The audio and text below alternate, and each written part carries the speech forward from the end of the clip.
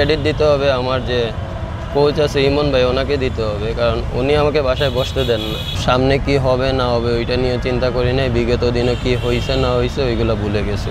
2020-এ যখন আমি চট্টগ্রাম চ্যালেঞ্জার্সে হয়ে আমি পারফর্ম করি, তখনই আমার একটা মানে টিম কনফার্ম হয়ে গেছিলো এই সিপিএলে।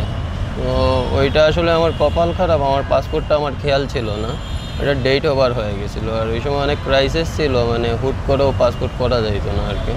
তো আমার প্রায় 12 দিন লাগে গেছিলো পাসপোর্টটা করতে। বাংলাদেশের মাঠে নামলে মনে করতে পারেন? সম্ভবত লাস্ট টি20 সিরিজটা খেলছিলাম আমার ঘরের মাঠে আফগানিস্তানের বিপক্ষে, প্রায় 2 বছর হয়ে গেছে কাটায় ওয়ানডের মতনই। কতটা কঠিন ছিল সময়টা? ওই ম্যাচে আমি যদি খুব ভুল না করে থাকি আপনি 15 বা 16 রান দিয়েছিলেন, তারপর আসলে কি হলো যে নাসিম আহমেদকে আর দেখা গেল না? কি হলো এটা আমি নিজেও জানি না।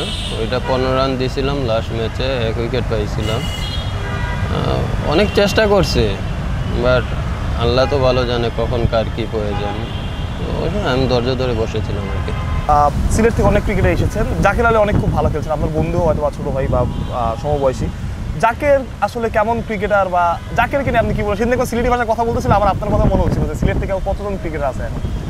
ওর ডিফারেন্ট একটা ছেলে, টোটালি ডিফারেন্ট। অনেক দিন ধরে দেখতেছি তো, আর আমরা একসাথে সেই 2006-07 মেবি এইরকম হবে, একসাথে আন্ডার 14 খেলেছি। তখন ওই স্টাম্পের সমান ওর হাইট ছিল আর কি, তখন উইকেট কিপিং করতো। ও টোটালি একটা ডিফারেন্ট ছেলে, ওর চিন্তা ভাবনাও ডিফারেন্ট, অনেকের থেকে অনেক আলাদা আর কি। মানে ও সিচুয়েশন অনুযায়ী কখন কী করতে হবে ওইটা জানে আর কি। ওই মন খারাপ থেকে আবার ফেরা, তারপরে 3টা সিরিজ যদি ভুল না করে থাকে, আপনি সংযুক্ত আরব আমিরাতে গিয়েছিলেন, ম্যাচ খেলতে পারেন, চলে এসেছেন, একটা দরকারে গিয়েছিলেন।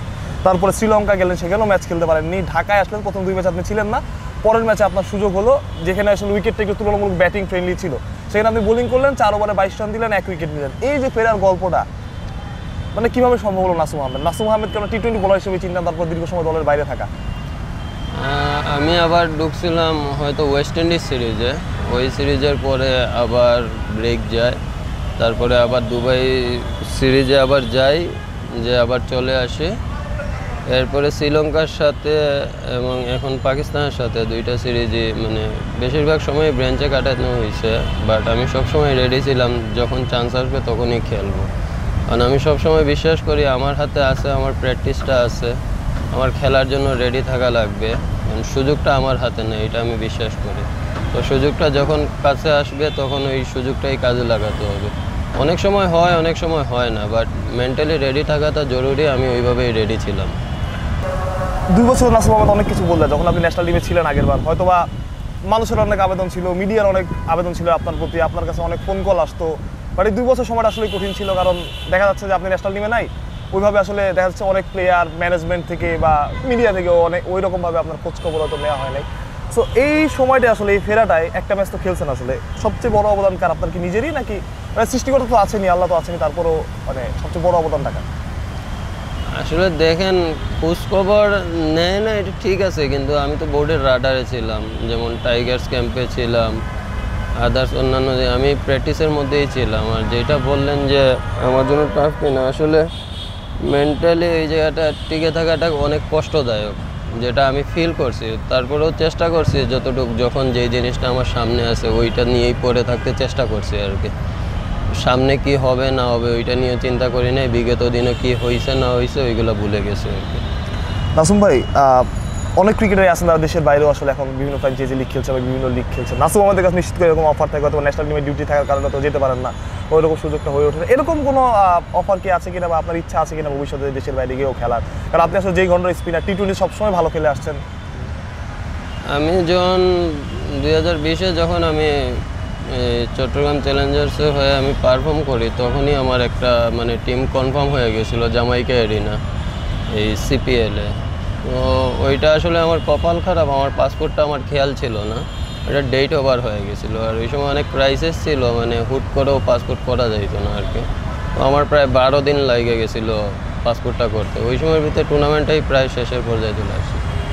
তো এরপর থেকে আর ওই রকমভাবে মানে সুযোগ হয়ে উঠে নাই, কারণ ওই যে আমাদের ন্যাশনাল ডিউটি থাকে অনেক সময়। তো দেশ তো আগে, ওইটা রেখে তো আর অন্যদিকে ফোকাস করা যায় না। আমিও চাই না যে আমার দেশের ক্রিকেট রেখে আমি অন্যদিকে ফোকাস করি, এটা আমিও চাই না। আগে আমার দেশ, তারপরে। নাসুম ভাই, একটু লাল বলের ক্রিকেটে আসে। আসলে আপনি যখনই সুযোগ পান তখনই খেলেন। আমরা সিলেটে যাই, আপনি যদি দলেও না থাকেন আপনাকে আমরা মাঠে পাই, হয়তো আপনি রানিং করেন বা প্র্যাকটিস করেন।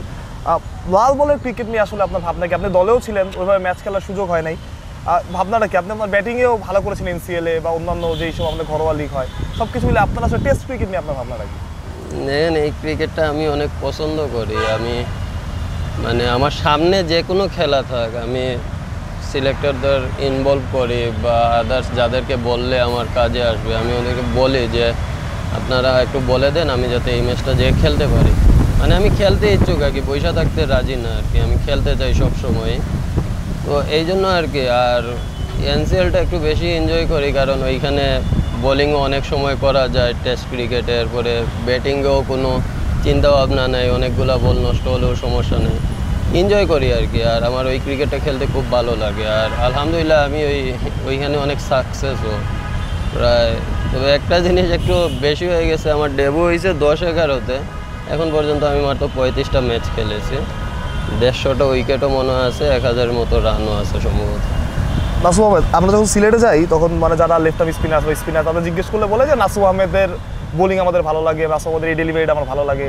অনেকে বলে যে নাসুম ভাইয়ের খেলা দেখি, যেহেতু আপনার ওই এলাকার মানুষের একটা ভালোবাসাও আছে আপনার প্রতি। আমার প্রশ্ন হচ্ছে যে নাসুম আহমেদের ফেভারিট স্পিনার কি? আপনি তো আইডলাইজ করে আসলে বড় হয়েছেন, কেউ না কেউ তো আছে আপনার। এনামূলক জুনিয়র। যখন আসলে ন্যাশনাল টিমে খেললেন, নিশ্চিতভাবে জুনিয়র ভাইয়ের সাথে আপনার কথা হচ্ছে, এখনও নিশ্চিত করে টিপস নেন বা কথাবার্তা বলেন? হ্যাঁ, আলহামদুলিল্লাহ কথা হয়। মানে আমার যে সিলেটে যারা আছেন আমার সাথে বেশিরভাগই আমাকে ওনারা বোঝান আর কি, মানে কিভাবে থাকা লাগবে, কিভাবে চলা লাগবে, মানে নিজেকে আরেকটু কিভাবে বেটার করা যায়, এগুলোই আমার সাথে বেশি কথা হয় আর কি।